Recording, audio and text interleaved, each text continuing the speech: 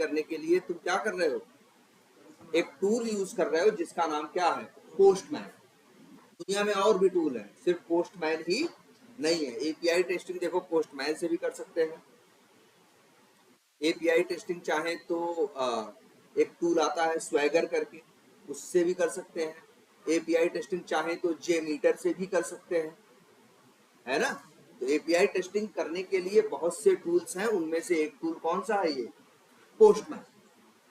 अब पोस्टमैन में जब वर्क करते हो तो पोस्टमैन में कंसेप्ट है किसका, कलेक्शंस का। जैसे इक्लिप्स वालों का नहीं है कंसेप्ट वर्क स्पेस का, कि भैया पहले वर्क स्पेस बनाओ तब क्या करो, काम करो।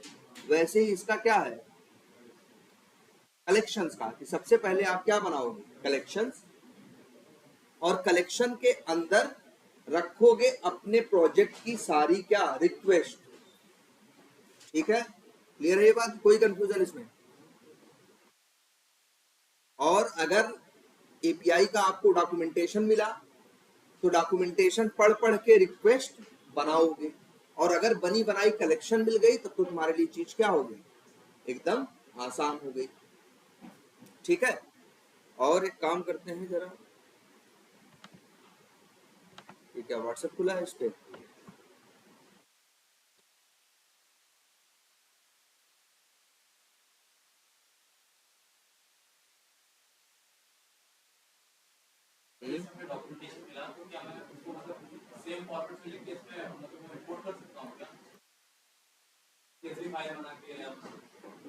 नहीं नहीं, क्या मिला तुमको,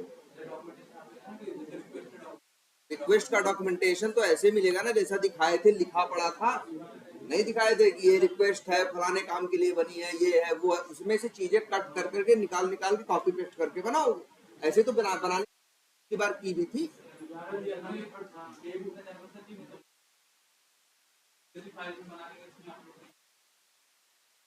इसमें सीएसवी, सीएसवी या एक्सेल में, किसको, कलेक्शन को ना। कलेक्शन जब जो, अच्छा पहले दिखाते हैं, जो कलेक्शन होती है बनता है, यहां से जब कलेक्शन को क्या करोगे तुम, एक्सपोर्ट करोगे, तो पोस्टमैन अंडरस्कोर कलेक्शन करके बन रहा था ना उसका एक्सटेंशन, तो उस एक्सटेंशन का रहेगा। एक मिनट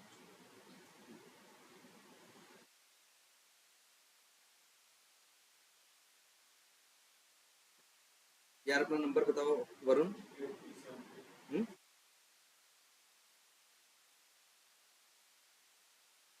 78373981373।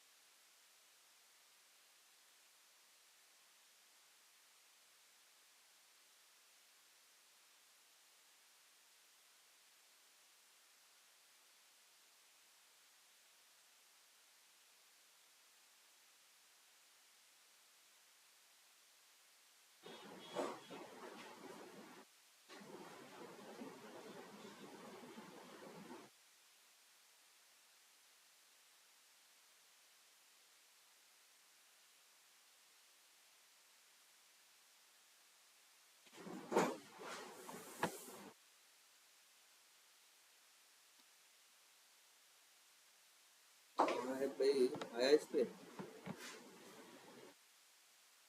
ये देखो,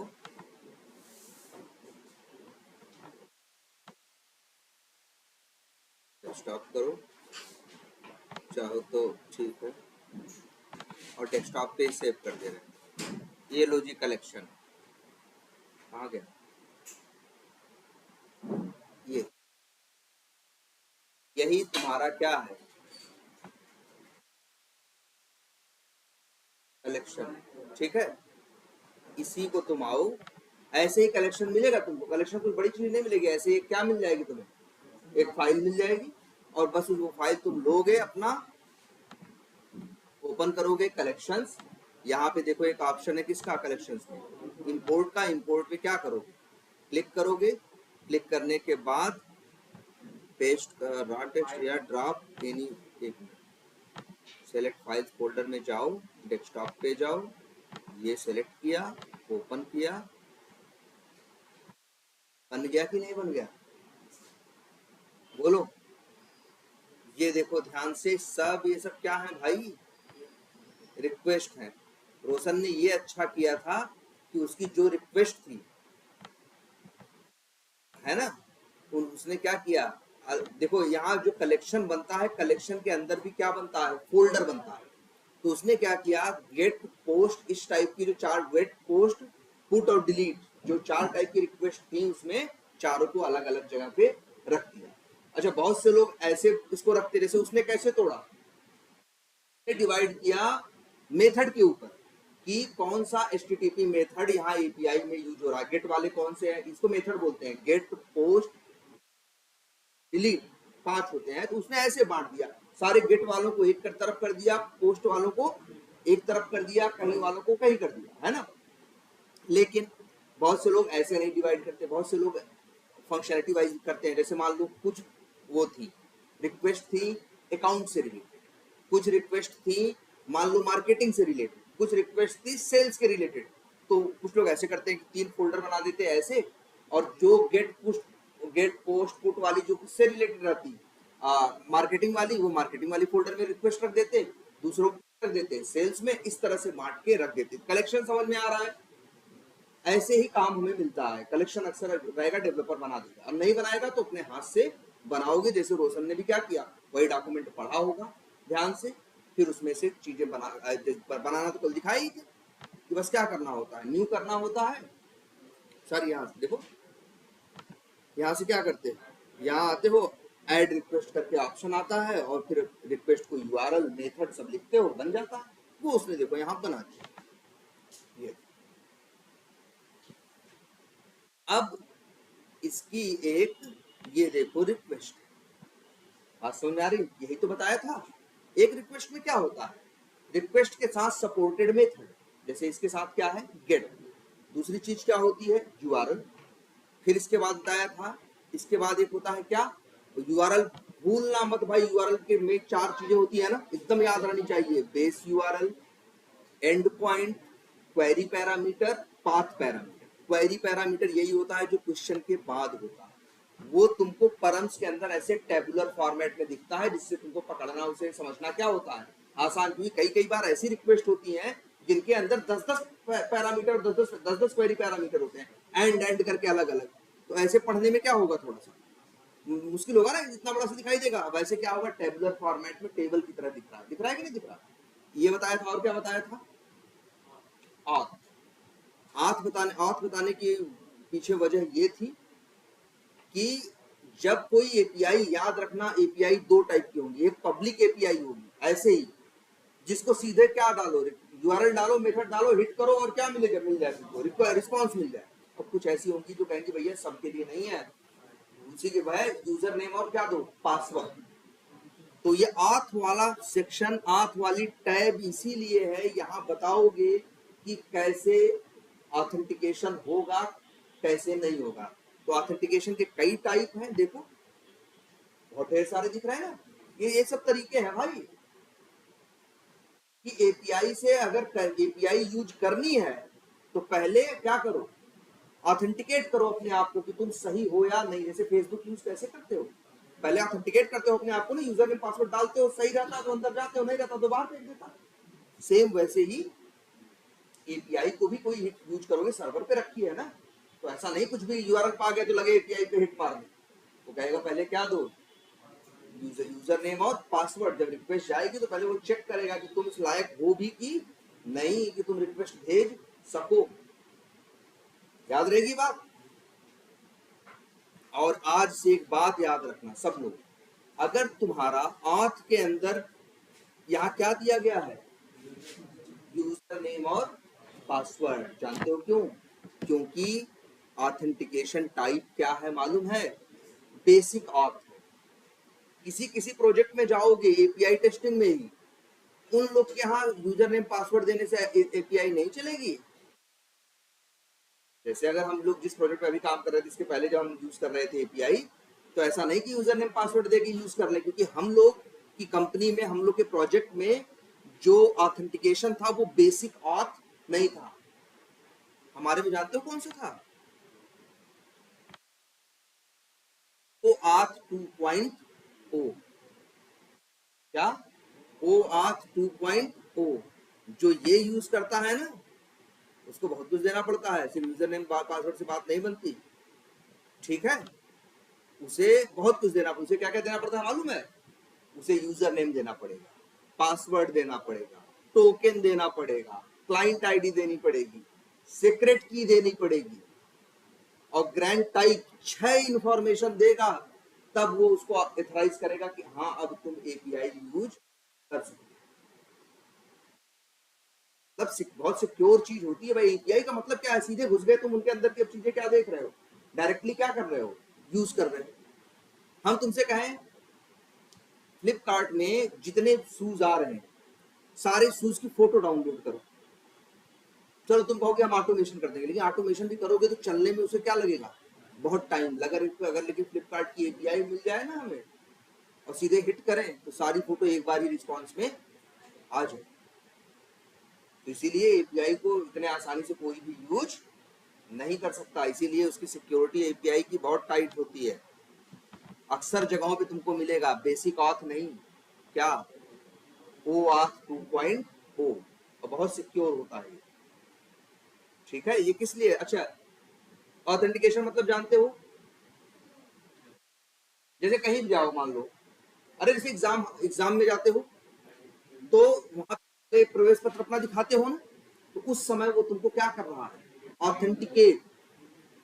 जब ऑथेंटिकेशन तुम्हारा सक्सेस हो जाता है तब वो करता है तुम्हें क्या, एथराइज। दो वर्ड चलते हैं ये भी है कि भाई ये बताओ कहाँ गया, नोट पैड नहीं ओपन किया था क्या? ये दो वर्ड इंटरव्यू में पूछेंगे।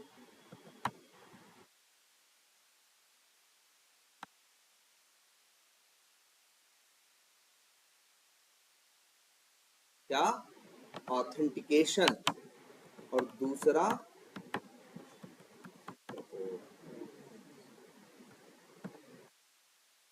कैपिटल दब गया था, ऑथेंटिकेशन एंड एथराइजेशन। हमेशा कभी भी दो चीजें होती है, ऑथेंटिकेशन पहले ऑथेंटिकेट करेंगे फिर एथराइज। ऐसा नहीं होगा कि पहले एथराइजेशन हो बाद में क्या हो, ऑथेंटिकेशन। पहले ऑथेंटिकेशन इसके बाद एथराइजेशन, ठीक?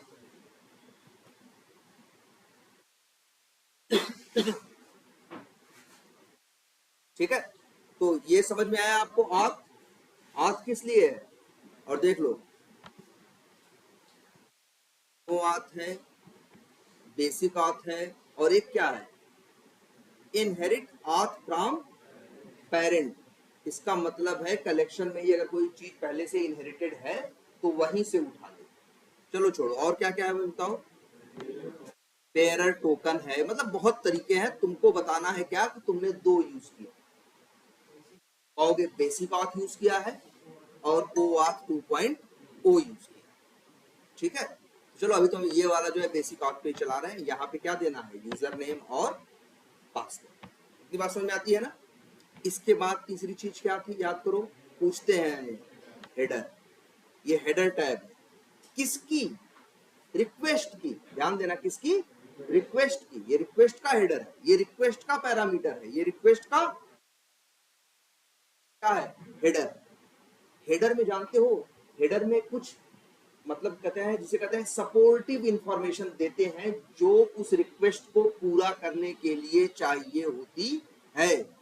वैसे तो रिक्वेस्ट पूरी करने के लिए क्या चाहिए, यूआरएल, क्या चाहिए, यूआरएल, और क्या चाहिए, ऑथेंटिकेशन चाहिए, यूआरएल चाहिए, और गेट पोस्ट नाम का कोई भी क्या चाहिए, मेथड लगा होना चाहिए। इतने से रिक्वेस्ट भेजते हैं ना? नहीं, रिक्वेस्ट में कुछ चीजें और भी डालते हैं। तुम्हें पता है ना, जब रिक्वेस्ट जाती है तो कई बार डेटा जेसन में जाता है, रिस्पॉन्स आता है किसमें आता है, जेसन में आता है या एक्सएमएल में आता है कि नहीं आता? तो हेडर्स में यही सब बताते हैं, हेडर्स में यही बताएंगे। जैसे एक हेडर में पैरामीटर खूब चलता है, क्या, कंटेंट टाइप, क्या, कंटेंट हाइफन टाइप। याद रखना, तुमसे पूछेंगे हेडर्स में क्या देते हो, कहोगे supportive information to support the request. Just like content type. और कंटेंट टाइप की वैल्यू क्या दे दोगे, जैसे तुम्हारे यहाँ क्या कंटेंट है भाई, जेसन में जाता है, जेसन जेसन, आई बात समझ में। तो वही सब इंफॉर्मेशन यहाँ पे, जैसे यहाँ देखो क्या लिखा है, एक्सेप्ट एप्लीकेशन स्लैश जेसन, कि मतलब ये एक्सेप्ट करेगा किस फॉर्मेट में, जेसन फॉर्मेट। आई बात समझ में, ये हेडर समझ में आए। हेडर्स में कुछ ऐसी इंफॉर्मेशन है जो रिक्वेस्ट को क्या करती है, सपोर्ट करती है। और चौथी बताई थी क्या, बॉडी। लेकिन याद रख लो, दिमाग में इंटरव्यू पूछेंगे फंसाने के लिए कि गेट रिक्वेस्ट में बॉडी होती है, तो कह देना बिल्कुल नहीं। गेट एक ऐसी रिक्वेस्ट है, कौन, गेट, जिसमें कोई बॉडी या बॉडी का मतलब क्या, जेसन ना बताए थे लास्ट क्लास में, हमने बोला था बॉडी के अंदर क्या रहता है, जेसन। उसी को बोलते हैं क्या, जेसन बॉडी, या उसी को बोलते हैं क्या, पेलोड। याद करो, लास्ट क्लास में हमने तो वर्ड इस्तेमाल किए थे भाई, हमने किया था ना, हमने कहा था क्या, जेसन पे, क्या लिख दो, जेसन और रिक्वेस्ट, जेसन क्या, पेलोड, यही क्या होगा बॉडी में। और भैया ये कोई बहुत बड़ी टेढ़ी मेढ़ी चीज नहीं, जेसन देखे हो ना यार, ऐसे लिखी जाती है, ऐसे ही फॉर्मेट में डेटा रहेगा। इसी को क्या बोलेंगे हम लोग, इसी को बोलते हैं जेसन पेलोड या रिक्वेस्ट पेलोड या बॉडी बोलते हैं। तो बॉडी कहाँ जाएगी, बॉडी बॉडी बॉडी ये चौथी टैब है, यहाँ पे क्या दोगे, जेसन, या जैसे यहाँ सेलेक्ट कर लें क्या, रॉ, और यहाँ पे सिलेक्ट कर ले क्या, मान लो यहाँ पे क्या सिलेक्ट कर ले, मान लो यहाँ सिलेक्ट क्या कर ले, जेसन। तो यहाँ पे अब बॉडी हम देंगे क्या, और बॉडी में क्या दोगे, अरे यार बॉडी में जैसे अकाउंट बना रहे हो तो क्या देते हो, first name last name account name वही लिखते हो ना, तो वही सब यहाँ पे ऐसे करके लिखना पड़ेगा यार, ऐसे ही तो होता है जेसन। लो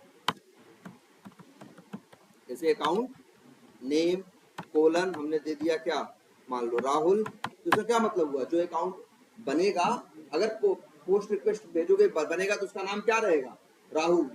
अगर उसका एड्रेस देना है तो ऐसे ही कॉमा लगाओ, नीचे क्या लिख दो, एड्रेस, एड्रेस बराबर एड्रेस, कॉमा, नंबर बराबर मोबाइल नंबर, ऐसे ऐसे करके ऐसे ही बनती है। बस देख रहे हो कितना इजी दिख रहा है, यही होता है जेसन पेलोड, और कुछ नहीं होता। जेसन के नाम पे बस यही रहेगा कि तुमको डेटा किस फॉर्मेट में भरना होगा। लेकिन याद रखना सबसे जरूरी चीज कि गेट रिक्वेस्ट के साथ बॉडी या जेसन पेलोड नहीं होता। गेट रिक्वेस्ट के पास सिर्फ और सिर्फ यूआरएल होता है, यूआरएल के अलावा कुछ भी नहीं होता। यूआरएल के अंदर क्या होता है, पाथ पैरामीटर, क्वेरी पैरामीटर, कुछ भी होगा, लेकिन गेट रिक्वेस्ट के साथ बॉडी नहीं जाएगी। ये चार चीज पता हो गई आपको। और जब तुम रिक्वेस्ट भेजोगे, अच्छा भेजे, चलो ये भेज रहे, ध्यान से देखना, ये बता रहा है कुड नॉट सेंड रिक्वेस्ट, लेकिन अगर सही से रिक्वेस्ट भेज देता, इसके पहले भेजे थे, एक आध था ना हमारा बना हुआ, नहीं था क्या इसमें, ये इसमें है और बात, हाँ है तो जरा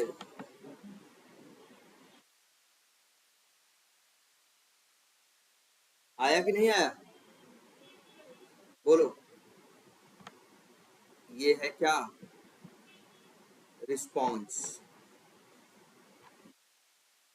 रिस्पॉन्स किसमें आया है, एक्सएमएल में आया है, क्योंकि जो रिक्वेस्ट हम भेज रहे हैं जहां पे उन्होंने वो रिस्पॉन्स किसमें दे रहे हैं, एक्सएमएल में दे रहे हैं, ठीक है, जेसन में नहीं दे रहे हैं। जेसन भी करके क्या फायदा, जब वो इसमें देंगे एक्सएमएल। अच्छा, और क्या आया, तो और ये क्या है, बॉडी। ये कौन सी बॉडी है, देखो एक बॉडी ये भी थी, ये बॉडी, एक बॉडी ये भी है, तो ध्यान से देखो, इसे बोलते हैं क्या, अब देखो पूरा दिखाई दे रहा है क्या, रिस्पॉन्स बॉडी। क्योंकि रिस्पॉन्स में भी आएगा डेटा ना, एक्सएमएल या जेसन, तो उसे क्या बोलेंगे, रिस्पॉन्स बॉडी, इसी के अंदर का तो डेटा हम चेक करते हैं कि सही है कि गलत। यही तो देखते हैं कि जैसे अगर यहाँ पे आईडी ये है, ये होना चाहिए था, इसकी आईडी की वैल्यू ये होनी चाहिए था, तो हम मिला के देखेंगे यही आ रही है या गलत आ रही है, तो फिर यही क्या है, गलत आ रही है, तो यही फिर क्या है, डिफेक्ट। इतनी बात समझ में आ रही है सबको? अच्छा, ये एक हेडर और है, अब कंफ्यूज मत होना, ये देखो एक हेडर और है ना, ये हेडर, ये रिक्वेस्ट हेडर नहीं है, ये अलग है। ये कौन सी हेडर है, रिस्पॉन्स हेडर है। जैसे रिक्वेस्ट हेडर होती है वैसे ही क्या होता है, रिस्पॉन्स हेडर। जैसे रिक्वेस्ट बॉडी होती है, ये क्या है, रिस्पॉन्स बॉडी। तो रिक्वेस्ट हेडर में भी इंफॉर्मेशन होती है, सॉरी इसमें रिस्पॉन्स हेडर में रिस्पॉन्स से रिलेटेड। जैसे यहाँ लिखा है क्या, content type application slash XML, ठीक है, यहाँ लिखा है कि नहीं लिखा, और डेट आया है, सर्वर आया है, जो भी है ये इंफॉर्मेशन। और एक चीज आई है क्या, कंटेंट लेंथ, मतलब इसकी भी लेंथ होगी कि 4826 लाइन्स या वैल्यूज जो भी होंगी, इतना ही रिस्पॉन्स में मैक्सिमम आएगा। तो अब आपको समझ में आ गई क्या क्या चीजें हैं। आपको आथ के बारे में पता है, देखो पहले तो आथ है, नहीं पहले क्या था, पहले परम है, फिर क्या है, आथ है, फिर हेडर्स है, और फिर क्या है, बॉडी। ये चार हैं किसके साथ, रिक्वेस्ट के साथ। और वो भी तुम्हें पता है गेट रिक्वेस्ट के साथ बॉडी का कोई काम नहीं। और जो फिर रिस्पॉन्स आएगा, तो रिस्पॉन्स में भी मेन चीजें क्या हैं, एक तो है क्या, बॉडी, दूसरा है क्या क्या हेडर्स, ठीक है, और क्या था, एक कुकीज है, चलो ये आगे देखेंगे, और एक क्या है, टेस्ट रिजल्ट। कोई टेस्ट रिजल्ट नहीं, मान के चलो दो चीज याद रखनी है तुम्हें, क्या, रिस्पॉन्स बॉडी और रिस्पॉन्स हेडर। इसमें ये इंफॉर्मेशन होगी कि रिस्पॉन्स कैसा होगा, एक्सएमएल होगा, ये होगा, वो होगा, ये सब कहाँ होगा, इसके अंदर। और बॉडी के अंदर क्या आएगा, रिस्पॉन्स की डिटेल, डेटा। और तुम्हें यही चेक करना होगा ये डेटा सही है या गलत। हेलो, हाँ बोलो।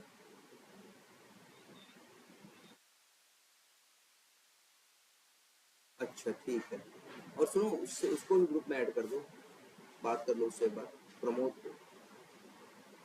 हाँ, नहीं उसमें सिग्मा में से, चलो हम भेजेंगे तो याद है, या ना याद हो, राजू के साथ।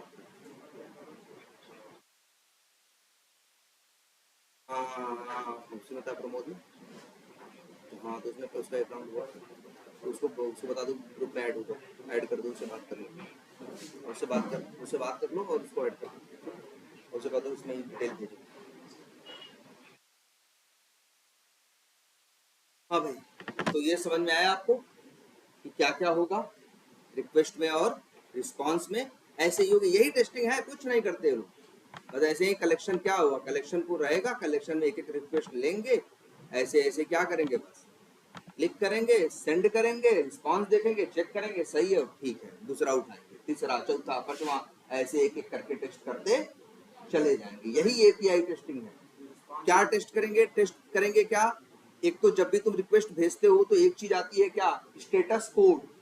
तो पहले चेक करेंगे क्या, स्टेटस कोड, अगर सही है तो भाई 200 आना चाहिए, तो देखो 200 आ रहा है कि नहीं आ रहा है। फिर चेक करेंगे क्या, रिस्पॉन्स डेटा, कि रिस्पॉन्स में जो डेटा आया है वो सही है या नहीं, ठीक है। एक मिनट ये भी लिख देते हैं, व्हाट टू टेस्ट, क्या क्या, एक क्या, स्टेटस कोड, इसी को कई बार लोग ये नाम भी, इस नाम से भी बुलाते हैं, रिस्पॉन्स कोड। और दूसरी चीज रिस्पॉन्स डेटा। यही दो चीज आपको चेक करनी है कि सही है या नहीं। और एक चीज और भी आती है,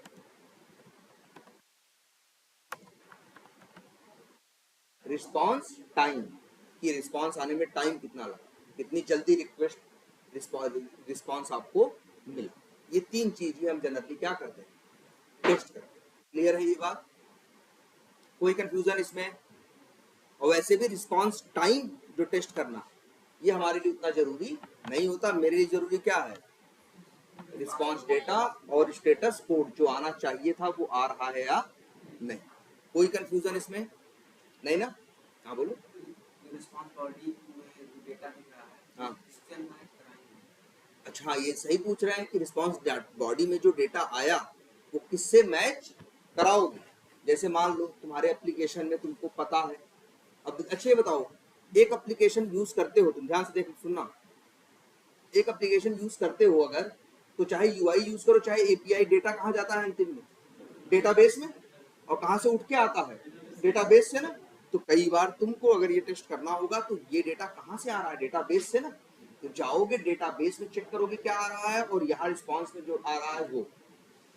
कई बार हमको पता भी होता है कि रिस्पॉन्स डेटा क्या आएगा। जैसे क्या, जैसे बताएं, मान लो हम वो एक रिक्वेस्ट भेज रहे हैं और रिक्वेस्ट में आईडी भेज रहे हैं राहुल के, आधार नंबर भेज रहे हैं राहुल का, तो डिटेल किसकी आएगी। जैसे मान लो हमने क्या किया, पहले एक अकाउंट बनाया, पहले क्या किया, एक अकाउंट बनाया। अकाउंट बनाने के लिए हम क्या बनाएंगे, पोस्ट रिक्वेस्ट, पता है ना। कोई चीज नया बनाते हो तो उसके लिए क्या यूज करते हो, पोस्ट। हमने पोस्ट का यूज किया, 10 इंफॉर्मेशन डाली और सेंड की रिक्वेस्ट, और अकाउंट वहां क्या हो गया, बन गया। अब इसके बाद क्या किया, एक दूसरी गेट की रिक्वेस्ट डाली और उसमें वही अकाउंट नंबर अपना जो नया बना उसका डाला और इंटर मारा, तो वही 10 इंफॉर्मेशन आई। तो अब मैच करेंगे, जो डाले थे वही आ रही है, तो मतलब सही सही है, क्रिएट भी हो गया और सही से फिट होके आ रहा है। तो डिपेंड करता है। कई बार ऐसा भी होगा, पता भी, कई बार ऐसा होगा कि तुम्हें पता नहीं होगा कि डेटा रिस्पॉन्स में क्या आएगा, क्योंकि कई बार ऐसा होता है, जानते हो, अरे ऐसी ऐसी रिक्वेस्ट है यार कि एक रिक्वेस्ट डालो और रिक्वेस्ट के बाद आ रहा है कम से कम 500 डेटा, और काम का डेटा उसमें सिर्फ 5 है, बाकी 495 डेटा से बहुत ज्यादा तुम्हें लेना देना नहीं है। बहुत सारी इंफॉर्मेशन आ रही है, उससे तुमसे लेना देना नहीं है। तो इसी में याद रख लो, अब ये भी लिख दे रहे हैं, दो चीजें टेस्ट, रिस्पॉन्स डेटा में भी दो चीजें टेस्ट की जाती है, जानते हो क्या क्या।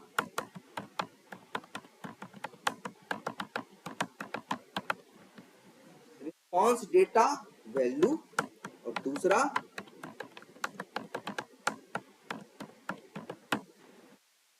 Response data format. मतलब कई बार हमको ये देखना में नहीं पता होता, जैसे आ रहा है ये भी कि फला, जैसे हम किसी की डिटेल डाले तो ये भी आ रहा है कि ये अकाउंट कब बना। अब हमें क्या मतलब है, ये हमें नहीं टेस्ट करना है कब बना, 3 साल पहले बना था, लेकिन व्हाट आएगा डेट में। तो डेट और टाइम का फॉर्मेट होता है, तो हम ये बस वेरीफाई करेंगे कि डेट और टाइम का फॉर्मेट सही है या नहीं, डेट क्या आ रही है, कौन जाके ये चेक करे। ये मेरे लिए इतना टेस्ट करना जरूरी नहीं है। तो इसीलिए कई बार क्या टेस्ट करेंगे, रिस्पॉन्स डेटा जो आएगा उसके अंदर से डेटा की वैल्यू, और कई बार वैल्यू हमें पता ही नहीं होगी क्या आने वाली, बस हमें ये देखना है कि वैल्यू सही फॉर्मेट में आ रही है या नहीं। जैसे डेट है तो सही फॉर्मेट में आ रहा है कि नहीं, एज है तो सही फॉर्मेट, नंबर में आ रहा है, ऐसा तो नहीं एज किसमें आ रही है, अक्षरों में आ रही है, अल्फाबेट्स में आ रही है, वो किसमें आनी चाहिए, नंबर्स में आनी चाहिए ना। ये सब चीजें हम टेस्ट करेंगे, उसे क्या बोलेंगे, रिस्पॉन्स डेटा फॉर्मेट। अब क्लियर है, बोलो समझ में आ रहा है। इस कलेक्शन को सब लोग ले लेना और सब लोग अपने में क्या कर लेना, इंपोर्ट। ये उसी के लिए है। अब बस एक चीज ध्यान देनी है आपको, इसमें उस पर रजिस्ट्रेशन करना और यूजर नेम पासवर्ड क्या करना, यूजर नेम पासवर्ड अपना यहाँ पे क्या कर देना, डाल देना। क्लियर है, कोई कंफ्यूजन है अब बताओ। हाँ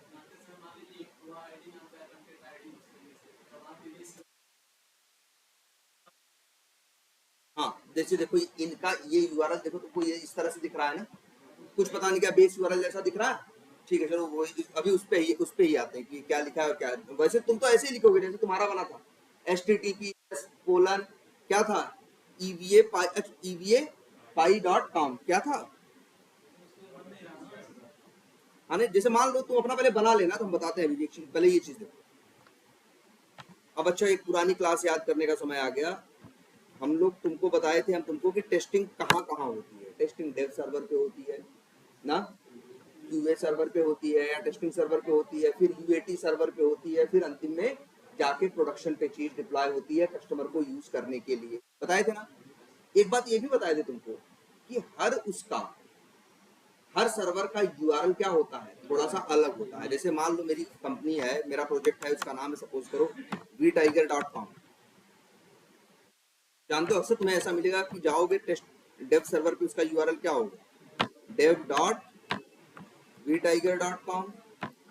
QA सर्वर पे जो कोड जाएगा उसका नाम क्या रहेगा, qa.vtiger.com। तो जैसे तुमको कहेंगे टेस्टिंग करने के लिए कि QA पे टेस्टिंग करो, तो URL तुम डालोगे dev.vtiger.com। तब तो और शाम तक टेस्टिंग करके दिए और कहे हम डेव पे किए हैं, तो क्या तो अपना सर पकड़ लेगा कि पूरा दिन खराब करना ही नहीं था। चीज आई है QA पे और तुम टेस्ट कहाँ कर रहे हो, डेव पे, तो बेवकूफी हो गई ना। इसलिए ये चीज बड़ी ध्यान से की जाती है। जब हम लोग टेस्टिंग करने की जाती है ना, तो पहले हम लोग कंफर्म करते हैं कि किस सर्वर पे करनी है।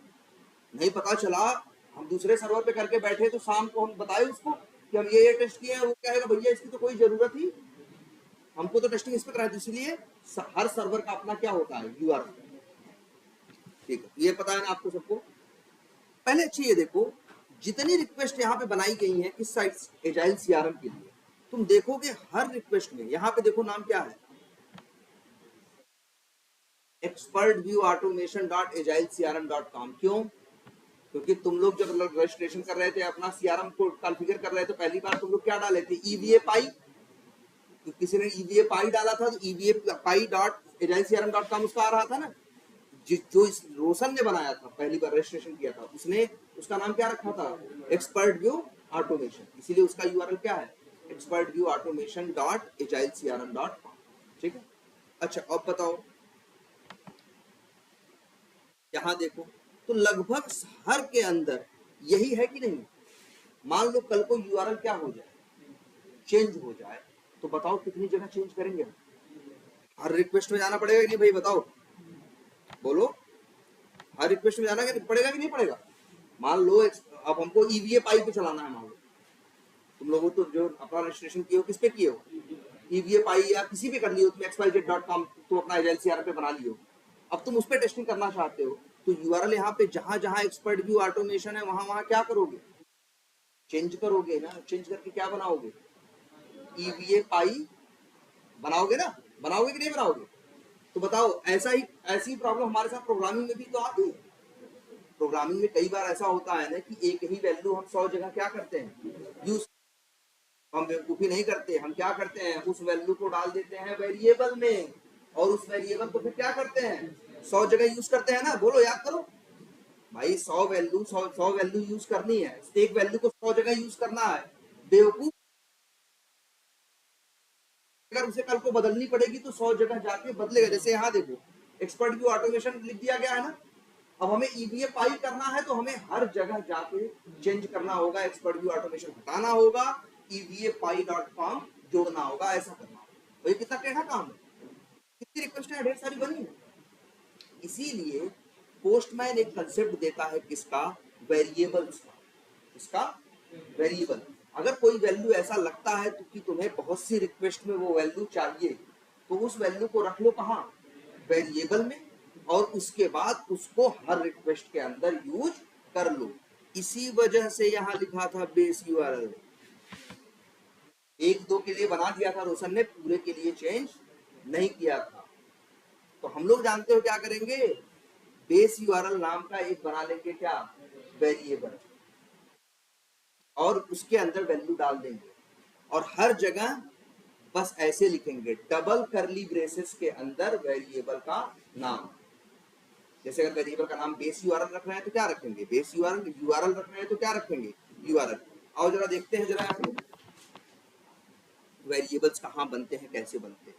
पहले तो यहाँ क्या लिखा है भाई, देखो, नो इन्वायरमेंट। चलो ठीक है, अच्छी बात है। और हाँ, ये देखो, अब ये लिखा है क्या, इन्वायरमेंट विथ लुक। यहाँ देखो, इन्वायरमेंट का एक कंसेप्ट है, और एक कंसेप्ट कौन सा है, ग्लोबल। अभी हम इन्वायरमेंट पे नहीं जाते, अभी हम जा रहे हैं क्या, ग्लोबल। यहां से हम वेरिएबल बना सकते हैं। कैसे, ऐड बटन पे क्या करो, क्लिक करो, आओ यहाँ एक वेरिएबल बनाओ, वेरिएबल का टाइप रख दो, एड वेरिएबल का नाम रख देते हैं क्या, क्या था लिखा था, क्या लिखा था उसमें, एग्जैक्टली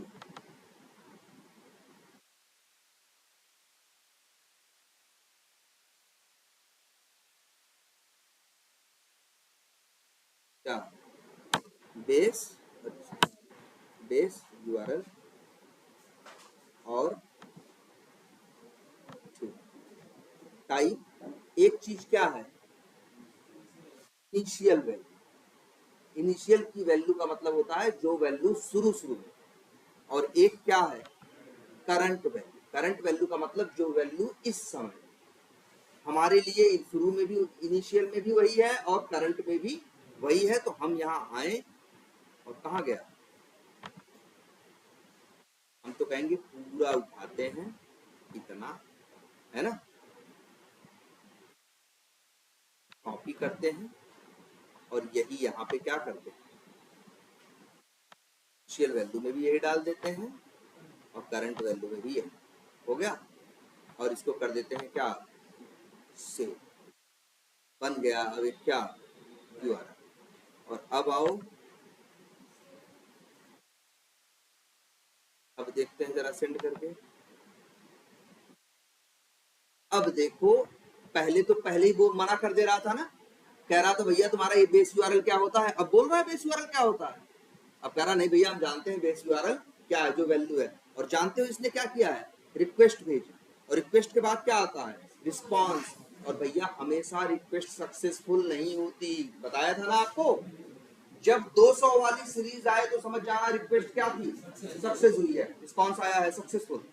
अगर 400 वाली सीरीज है तो मतलब है कि दिक्कत आई है, और दिक्कत वो भी मेरी वजह से है, हम क्लाइंट है ना। और अगर 500 वाला आएगा तो समझ जाएंगे कौन सा है, सर्वर साइड। देखो मतलब, अब देखो यहाँ पे क्या है, ध्यान से देखो क्या आया है, 401, एक क्या आया है 401, और क्या लिखा है, अनएथराइज्ड। जानते हो ये कब आता है 401, याद रख लेना, ये आता है तब जब तुम्हारा यूजर नेम पासवर्ड क्या होता है, गलत होता है। रोशन ने कभी रजिस्ट्रेशन किया होगा 4 से 8 महीने पहले, कभी 10 महीने पहले किया होगा, जो भी हो गया वो बंद हो या क्या हो गया होगा, इस वजह से क्या दे रहा है ये, अनएथराइज्ड। हर एरर का अलग मतलब है, 401 का मतलब क्या है, यूजर नेम पासवर्ड क्या है, कुछ गलत है। 400 आए तो ये मतलब नहीं है, 400 आए तो इसका मतलब है कि तुम्हारे, मतलब जो तुम्हारा पैरामीटर है तुम्हारी तरफ से, उसमें तुमने कुछ क्या भेजा है, गलत। जैसे जैसे यहाँ लिखा है ना, पेज अंडरस्कोर साइज बराबर क्या लिखा है, 2 ना। अब पेज अंडरस्कोर साइज नहीं, तुम पेजी अंडरस्कोर साइज कर दो। अब जरा इसको भेजो, तो अब क्या आएगा, 400 आएगा ना, ना क्या आएगा, 400 आएगा। देखो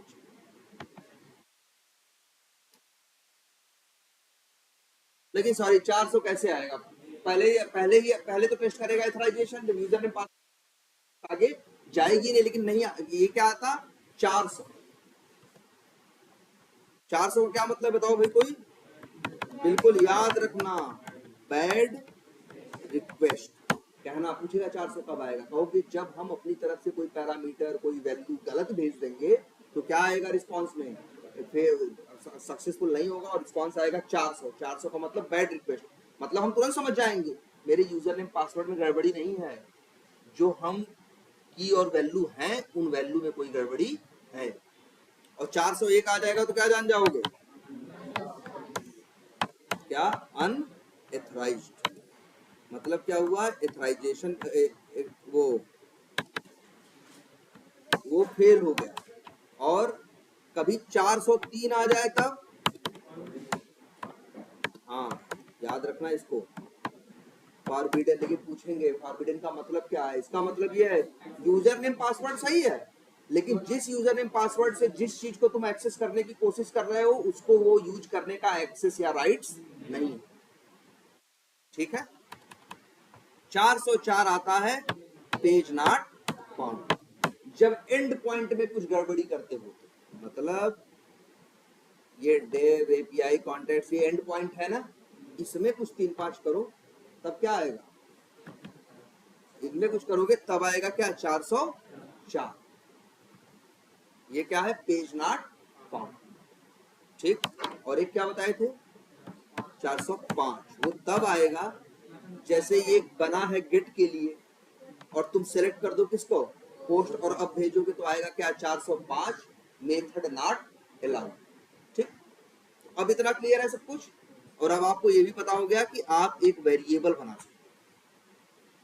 आप एक क्या बना सकते हो, वेरिएबल बना सकते हो, और उस वेरिएबल को जहां जहां यूज और कहां बना सकते हो, याद रखना ये जो आंख बनी हुई है यहां से जाना है, देखो ग्लोबल के अंदर एक बन गया है कि नहीं। मान लो हमको और कुछ भी बनाना है तो क्या करें भाई, एडिट, और अब देखो नया ऐड बना, मान लो हमको एक यूजर नेम का बनाना है, या वही यूजर नेम मान लो हर जगह में यूज करना है, ठीक है, या सिटी, और वही सिटी हमें हर रिक्वेस्ट में यूज करना है, तो हम क्या लिख देंगे, सिटी, और वैल्यू डाल दी जैसे क्या, दिल्ली। तो जहां जहां हमें डेली लिखने की जरूरत नहीं है, हर जगह क्या लिखेंगे, डबल करली ब्रेसेस के अंदर क्या, सिटी। बात समझ में आई। ये इंटरव्यू में पूछते हैं, ये कौन सा वेरिएबल था, ग्लोबल वेरिएबल। इसकी क्वालिटी जानते हो क्या है, नाम क्या है, ग्लोबल वेरिएबल ना। इसकी सबसे बड़ी क्वालिटी ये है कि ये वेरिएबल इस यहाँ पे पोस्टमैन के अंदर किसी भी वर्क स्पेस के अंदर इस्तेमाल किया जा सकता है। बात समझ में आई। मतलब एजाइल कॉपी में भी यूज कर सकते थे, एजाइल सीआरएम में भी यूज कर सकते हो, और एपीआई बेसिक्स में भी यूज कर सकते हो। तीनों कलेक्शन के अंदर किसी भी रिक्वेस्ट में उस वेरिएबल का इस्तेमाल कर सकते हैं। नहीं तुम्हारा स्टैटिक वेरिएबल था, कहीं भी यूज कर लो, वही वाली हाल इसकी, कि इसे भी कहीं भी यूज, इसलिए इसका नाम क्या है, ग्लोबल वेरिएबल। क्लियर है। तब ये ग्लोबल वेरिएबल जरूर लिख लेना भाई, ये नोट्स इसकी बना के चलो, बहुत पूछा जा रहा है इस समय। ग्लोबल वेरिएबल बनाना सीख गए। अच्छा, एक वेरिएबल और भी होता है,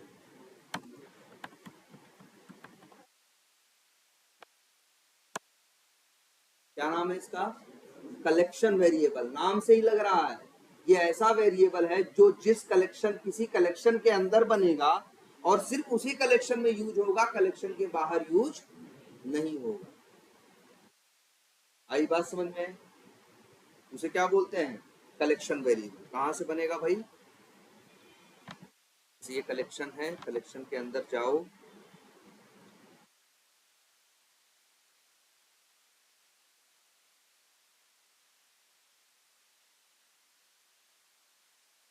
एक मिनट, आ जाओ किस पे, एडिट पे,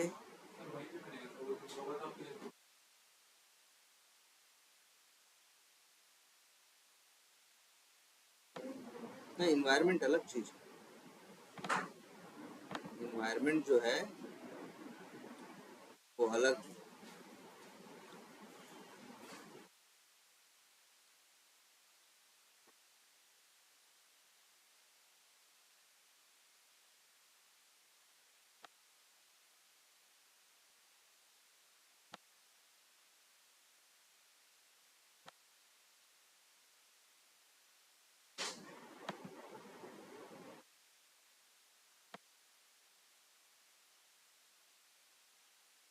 पेज अंडरस्कोर साइज है ना, एक सेकंड,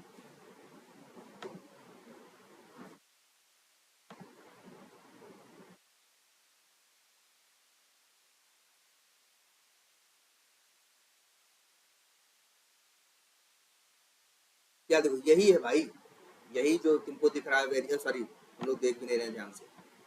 ये जब अपनी तुम कलेक्शन क्या करोगे, सेलेक्ट करोगे, तो इसके अंदर देख रहे हो, यहाँ यहाँ नहीं, रिक्वेस्ट मत सेलेक्ट करो, ध्यान दो, ये करोगे तो नहीं, क्या सेलेक्ट करोगे, अपना कलेक्शन सेलेक्ट करोगे, तो यहाँ पे तुमको ये दिखाई देंगे, जैसे क्या, ओवरव्यू, एथराइजेशन। ये जानते हो यहाँ एथराइजेशन क्यों है, देखो ध्यान से पहले, यहाँ एथराइजेशन इसलिए है कि अगर तुम यही एथराइजेशन कर दोगे तो पूरे कलेक्शन में करने की जरूरत।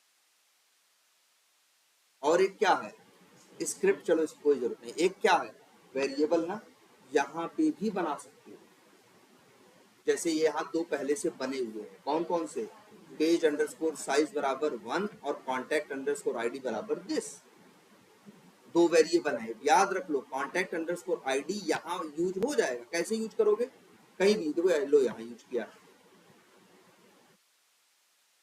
इस तरह से। उसको इस रिक्वेस्ट में कॉन्टैक्ट आईडी का यूज करना। अगर ये वेरिएबल का कंसेप्ट यूज नहीं करता तो ये बंदा क्या करता? फिर देखो ऐसा करता।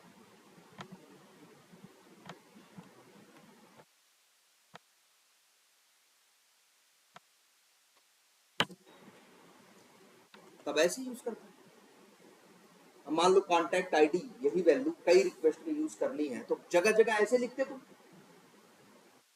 है ना?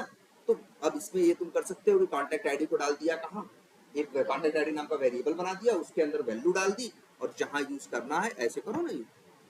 कैसे करोगे? करली ब्रेसेस कहाँ है? वैसे अपने आप जैसे करली ब्रेसेस लगाओगे, देखो हेल्प देने लगा ना, वो बता रहा है। देखो ये भी बता रहा है, कितना सही है कि भैया ये है और ये पेज अंडरस्कोर साइज और कंटेंट अंडरस्कोर आईडी सी कलेक्शन वाले हैं। कौन सा यूज करना है? हमें ये यूज करना है। क्लिक करना। तो इस तरह से अपनी रिक्वेस्ट को हम लोग कॉन्फ़िगर कर लेते हैं। जब एक बार पहली बार टेस्टिंग करने बैठते हैं ना तो बढ़िया से ध्यान से सब रिक्वेस्ट पढ़ते हैं यार, उसमें देखते हैं कौन कौन सी चीज ऐसी है, कहाँ एक वेरिएबल बना के सब कुछ अब रेडी कर। अब इसके बाद बस वैल्यू वहां वेरिएबल में डालते हैं और चला के देखते हैं क्या चल रहा है और क्या नहीं चल रहा है। जैसे यहाँ देखो, ये भी कौन सी रिक्वेस्ट है? गेट। सेंड करो। अभी तो ऑथराइजेशन ही फेल हो जाएगा। क्यों? क्योंकि यूजर नेम पासवर्ड क्या है? गलत है। लेकिन अब सही करना है आप लोगों को, ठीक है? अच्छा और बताओ इसमें ये क्या है?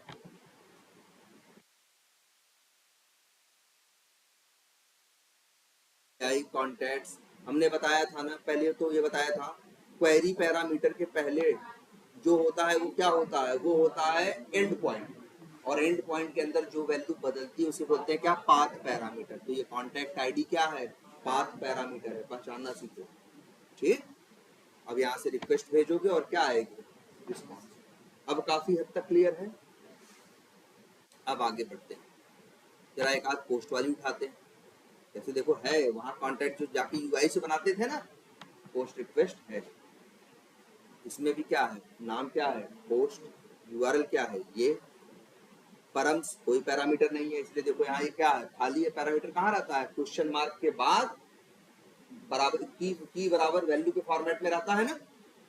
और अगला क्या है? हाथ। हाथ, चलो ये डाला है इसने, कुछ अलग डाला है। और ये क्या है? हेडर्स। हेडर्स में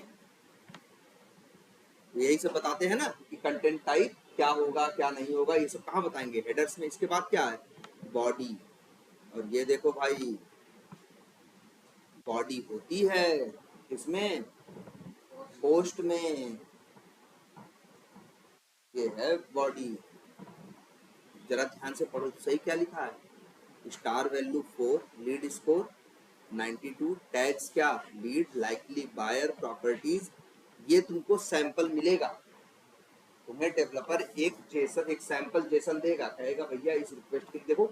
हम लोग जब नेट पे तुमको दिखा रहे थे तो वहां पे भी एक जेसन बनी हुई थी कि नहीं? जो रिक्वेस्ट नेट पे दिखा रहे थे किसकी? एजाइल सीआरएम की। तो वहां पे एक जेसन बनी थी कि नहीं? वो सैंपल जेसन थी, जिससे ये पता चल जाए तुमको कि जेसन में डालना क्या क्या है। अब जब रिक्वेस्ट भेजोगे तो वैल्यू तुम बदल सकते हो। जैसे क्या? नेम क्या है? First name. वैल्यू क्या है? सैमसन। हम वैल्यू चेंज करते हैं क्या? राहुल। Last name Yadav. इस तरह से क्या कर देंगे? चेंज कर। यही क्या है? यही जेसन पे लोड है, यही रिक्वेस्ट पे लोड है। और यहीं से बस सेंड करोगे तो ये सारी इंफॉर्मेशन ले जाएगा। अगर सब कुछ सही होगा तो नया कॉन्टैक्ट डेटाबेस में बना देगा। देखो जरा सेंड करके। वैसे तो अभी फेल हो जाएगा।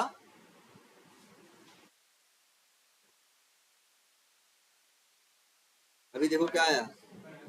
Bad request. क्या? Sorry duplicate. अच्छा मतलब समझ गए पहली बात तो 401 नहीं आया ना। बड़ी अच्छी बात है कि ये यूजर ने पासवर्ड काम कर रहा है। अपडेट कर दोगे तो वहां भी चलने लगेगा। ये एरर क्यों दे रहा जानते हो? Sorry duplicate contact found with same email address. जानते हो क्या गड़बड़ है? पहले रिक्वेस्ट भेज चुका है रोशन, तो इस नाम का कांटेक्ट बन गया था, ईमेल आईडी क्या थी सेम, अभी हम दोबारा भेजे, उसमें भी ईमेल आईडी क्या है भाई, इस सिस्टम में ये, उस सॉफ्टवेयर में ये वो फीचर है कि भैया सेम ईमेल आईडी का कोई दो कांटेक्ट नहीं बना सकता, इसलिए एरर आ रहा है। चलो उसको सही करते हैं। देखो ये जिसने रोशन यादव करके डाला है ना, चलो हम लिख,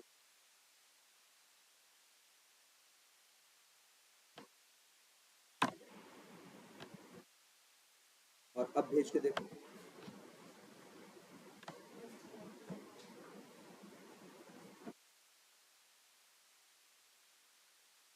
इसका काम करना है। ये यूआरएल भी तुम्हारे पास है, यूजर नेम पासवर्ड भी इसका एक मिल गया ना रोशन वाला यार, देखो 200 आ गया कि नहीं आ गया, कॉन्टेक्ट बन गया भाई।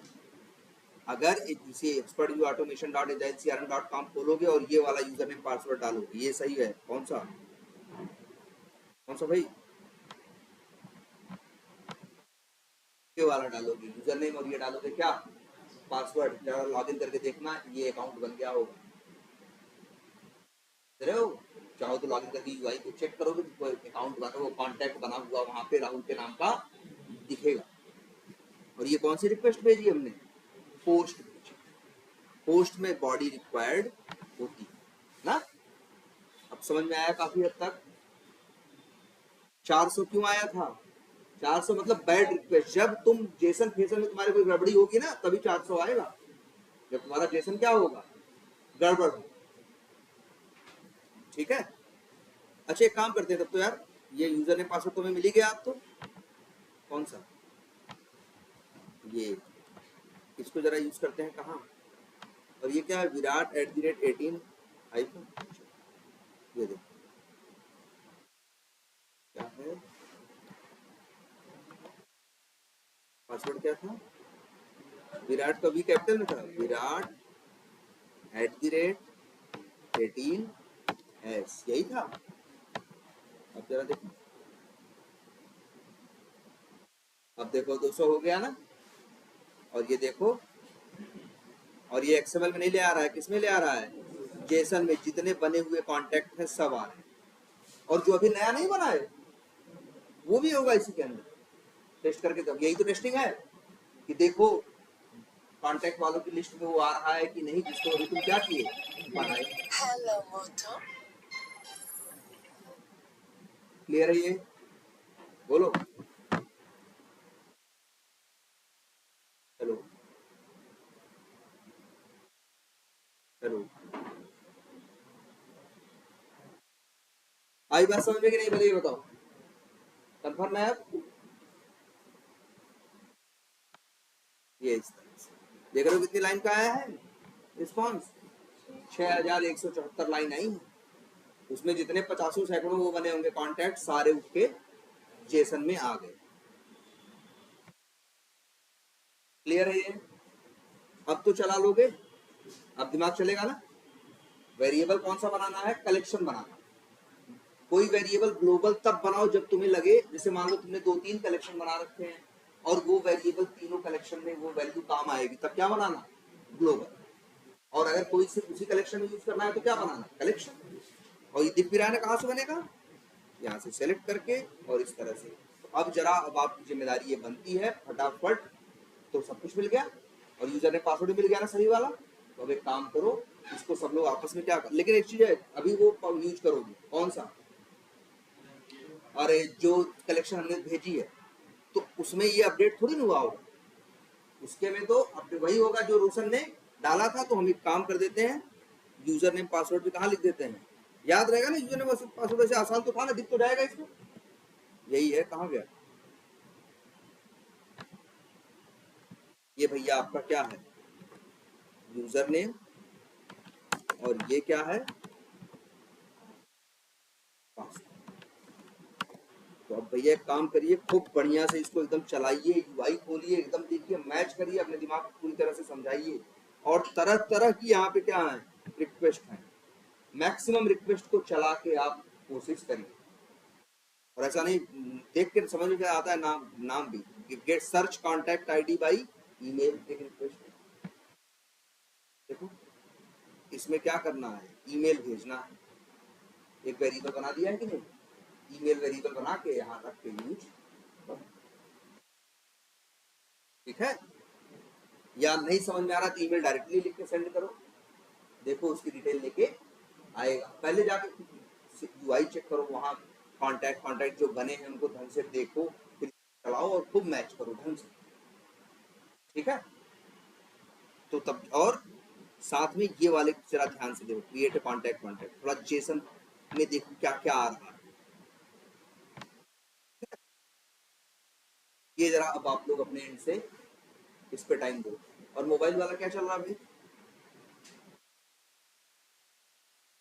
क्या करें, टेस्ट एनजी तो ठीक है, बना दे टेस्ट एनजी तो सब चलेगा। मैटर ये करता है कि आप एक टेस्ट केस ऑटोमेट किए कि नहीं। आप एक टेस्ट केस ऑटोमेट करो यार, जिसमें स्क्रॉल करो, जिसमें क्या करो, माउस ओवर करो, जहां टैप करो, एक टेस्ट केस में सब हो जाएगा यार।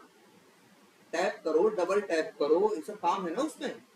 और क्या करना है, स्क्रॉल करना है, अप स्क्रॉल करना है, डाउन स्क्रॉल करना है, एलिमेंट को आइडेंटिफाई करना है, एक पेज, अब 3-4 पेज वाइज क्लासेस बनानी है, एक दो टेस्ट केस को ऑटोमेट करो यार, तब तो कॉन्फिडेंस आएगा उसका, है ना। और तभी तुम्हें चैलेंजेस तो पता चलेंगे कि दिक्कत क्या आ रही है, तो भैया उसको बनाओ। और टेस्ट एनजी तो बात की चीज है, टेस्ट एनजी क्या है, टेस्ट एनजी कुछ अलग से थोड़ी फीचर देगा, टेस्ट एनजी बस बताएगा कि आपको इसको रन करने के लिए मैनेज कैसे करना, और बाकी टेस्ट एनजी का कोई रोल थोड़ी ना, ठीक है। तो वो तो हम आगे बता देंगे आपको, उसके लिए चक्कर में मत पड़ो। मेनली आप एक दो टेस्ट केस मोबाइल पे ऑटोमेट करो फ्रेमवर्क के अंदर। और हमको उसी दिन बना दिए थे यार, जो 3 दिन पहले बनाए तो सफिशियंट था, नहीं आए थे 3 दिन पहले क्लास में बना के गए थे, पूरा तो था वो। तुम लोग शेयर ही नहीं किए होगे आपस में, प्रोजेक्ट को लो ना यार। और उसमें क्या करो, 2-4 जेनेटिक मेथड और ऐड करो, पेज वाइज क्लास बना के एपीके और सब चलाओ, ठीक है। तो जरा भाई उसको करो यार, तुम लोग पता नहीं क्या करते हो, तुम लोग खुद से नहीं करते क्या, करके देखो यार। तो बहुत ये भी हम बताएं, 2-3 घंटे काम है, अब इतना भी टाइम तुम लोग पास नहीं है 2-3 घंटे 4 घंटे दे सको, ऐसे थोड़ी ना होगा यार। जितना क्लास में बना दिए एग्जैक्टली उतना देख लिए, फिर अगले दिन आगे आप बताओगे तो हम आगे, ऐसे ये थोड़ी ना होता है यार। अब ऐसा भी नहीं कि एकदम नई चीज है, कहाँ से नई चीज है, फ्रेमवर्क के वही स्ट्रक्चर वही सब कुछ तो बताया जा चुका है। अब अगर तुम लोग सोचो कि हम अपनी उंगली भी नहीं चलाएंगे, फिर तो ये तो गलत कर रहे हो ना।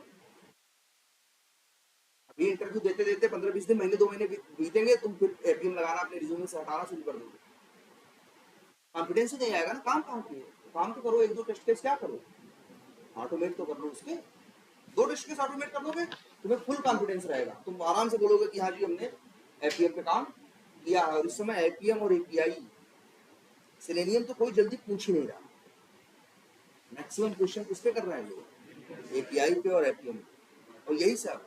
अब स्टेटस कोड कौन सा आएगा, एथराइजेशन क्या है, ऑथेंटिकेशन क्या है, एचटीटीपीएस में क्या अंतर है ना, गेट में और गेट पोस्ट में पुट में क्या अंतर है, पुट और अटैच में क्या अंतर है ना, गेट में, अरे गेट में बॉडी होती है या नहीं होती है। फिर ये पूछेंगे क्या आप टेस्ट करते हो एपीआई में, तो बताओगे जी रिस्पांस कोड टेस्ट करते हैं, रिस्पांस डेटा टेस्ट करते हैं, रिस्पांस डेटा में रिस्पांस डेटा की वैल्यू और कई बार रिस्पांस डेटा का फॉर्मेट ये टेस्ट करते हैं। और फिर अभी तो मेन चीज बताई नहीं, टेस्ट केस लिखवाएगा, कहेगा एक एपीआई है, एक रिक्वेस्ट है, इसके ऊपर टेस्ट केस लिखो भाई, इसके ऊपर भी टेस्ट केस लिखे जाएंगे। अब इसमें तो नहीं है ना वो लॉन्च द ब्राउजर, ओपन दी, ये सब तो इसमें तो नहीं चलेगा ना, एक टेस्ट केस इस पे भी लिखे जाएंगे, एपीआई पे इंटरनेट में लिखवाएंगे। इसलिए कह रहे भैया जरा हाथ चलाओ इस पे भी और वो मोबाइल दोनों पे, तब उसके बताए टेस्ट केस लिखना, तब तो समझ में आएंगे टेस्ट केस उसके, एपीआई के भी टेस्ट केस लिखे जाएंगे, ठीक है। चलो तो उसे यार 2 टेस्ट केस ऑटोमेट करो यार,